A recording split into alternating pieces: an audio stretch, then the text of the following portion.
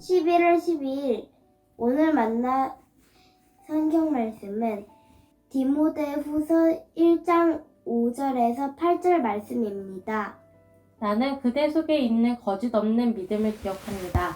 그 믿음은 먼저 그대의 외할머니 로이스와 어머니 유니게 속에 깃들여 있었는데 그것이 그대 속에도 깃들여 있음을 나는 확신합니다. 이런 이유로 나는 그대를 일깨워서 그대가 나의 안수로 말미암아 그대 속에 간직하고 있는 하나님의 은사에 다시 불을 붙이게 하려고 합니다. 하나님께서 우리에게 비겁함의 영을 주신 게 아니라 능력과 사랑과 절제의 영을 주셨습니다. 그러므로 그대는 우리 주님에 대하여 증언하는 일이나 주님을 위하여 갇힌 몸이 된 나를 부끄러워하지 말고 하나님의 능력을 힘입어 복음을 위하여 고난을 함께 겪으십시오. 아멘. 오늘 만나로 만나주시는 하나님을 기대합니다. 한 사람이 인생의 마지막에 남기는 말을 유언이라고 합니다. 그 사람의 일생에서 가장 중요하게 여겼던 생각과 경험이 유언 속에 남아 있습니다. 오늘부터는 디모데 후서를 묵상하게 될 텐데요. 디모데 후서는 바울이 남긴 마지막 서신, 유언과도 같은 편지입니다. 바울은 디모데에게 어떤 말들을 남겼을까요? 이 말씀을 통해 오늘 우리가 놓치지 말아야 할 중요한 것들이 무엇인지 되새겨보고자 합니다. 먼저 1장 1절에서 바울은 지나온 삶을 한 문장으로 요약합니다. 하나님의 뜻으로 그리스도 예수 안에 있는 생명의 약속을 따라 그리스도 예수의 사도가 된 나 바울. 바울은 지금껏 걸어온 길이 우연이었거나 혹은 스스로 선택했거나 어떤 사람이나 공동체로부터 온 것이 아니라 하나님의 뜻으로부터 비롯되었다고 고백합니다. 바울이 있는 곳은 로마의 지하 감옥입니다. 나이든 바울이 쇠약한 몸으로 어둡고 습한 감옥에서 자신의 지난 날을 회고하며 모든 것은 하나님의 뜻에서 비롯되었습니다 라고 고백하는 것은 어떤 의미일까요? 현실 감각 없는 어리석은 낭만이었거나 모든 것을 자포자기하며 내뱉는 탄식은 결코 아니었을 것입니다. 오히려 하나님께 버림받은 것 같은 하나님의 무능력이 드러나는 듯한 상황에서도 그것조차 하나님의 뜻이라 고백하는 삶. 생명력이라곤 찾아볼 수 없는 감옥 안에서도 그리스도 예수 안에 있는 생명의 약속이 여전히 자신의 삶에 유효하다고 고백하는 삶이 바울이 고백하는 믿음이었습니다. 그럼 바울은 디모데를 사랑하는 아들이라 부르며 편지를 씁니다. 디모데는 실제 바울의 아들은 아니었지만 그리스도 예수 안에서 복음으로 낳은 아들이었습니다. 디모데의 믿음의 바탕에는 무엇이 있었을까요? 5절 말씀을 다시 한번 읽어보겠습니다.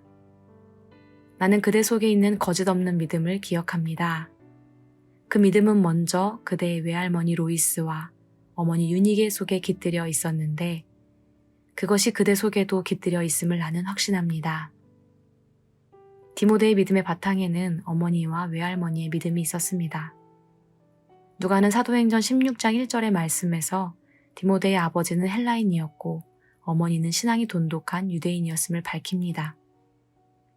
혹시나 디모데의 아버지가 그리스도인이 아니었을지라도 디모데의 어머니 유니게의 믿음의 바탕에는 디모데의 외할머니 로이스가 있었던 것입니다. 디모데후서 3장 16절에 따르면 이런 배경 아래 디모데는 어려서부터 성경을 배우며 자랐습니다. 그럼에도 불구하고 바울은 디모데가 가족의 신앙에 의존하는 삶이 아니라 그의 안에 깃든 신앙을 붙들고 있음을 확신합니다. 이제 바울은 디모데에게 첫 번째 부탁을 남깁니다. 그러므로 그대는 우리 주님에 대하여 증언하는 일이나 주님을 위하여 갇힌 몸이 된 나를 부끄러워하지 말고 하나님의 능력을 힘입어 복음을 위하여 고난을 함께 겪으십시오. 바울이 디모데에게 남긴 말은 당신만큼은 고난이 피해가길 바랍니다. 혹은 스스로 고난을 당하지 않도록 유의하십시오가 아니라 복음을 위하여 고난을 함께 겪으십시오 였습니다. 바울의 영적인 아들 디모데에게 진실하게 전했던 부탁은 오늘 우리에게 닿았습니다. 바울이 그토록 중요하게 여겼던 복음, 믿음으로 사는 삶이란 세상에서 승승장구하는 삶, 고난이 피해가는 안정적인 삶이 아니라 복음과 함께 고난받는 삶입니다. 그런데 고난 앞에는 다소 어울리지 않는 구절이 있습니다. 하나님의 능력을 힘입어. 하나님의 능력을 힘입어 복음을 위하여 고난을 함께 겪으십시오. 하나님의 능력이 쓰이는 곳은 바로 이런 곳입니다.